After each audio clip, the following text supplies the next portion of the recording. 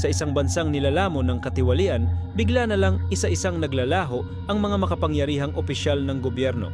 Lahat ng katawan na natatagpuan ay may pare-parehong marka sa dibdib, isang ukit na ahas na kumakain ng sariling buntot.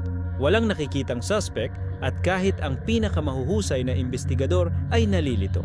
Ang mga tao, takot man, ay lihim na tuwang-tuwa dahil ang mga nawawala ay kilala sa kasakiman at pagnanakaw sa kaban ng bayan. Sa likod ng lahat ng ito, may iisang tao lang, isang dating ahente ng gobyerno na ipinagkanulo ng mismong sistemang kanyang pinagsilbihan.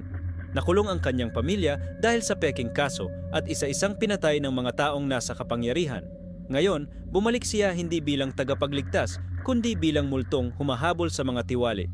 Sa bawat patayang nagaganap, malinaw ang mensahe niya. Kung hindi kayang linisin ng batas ang gobyerno, ako ang magtatama ng hustisya.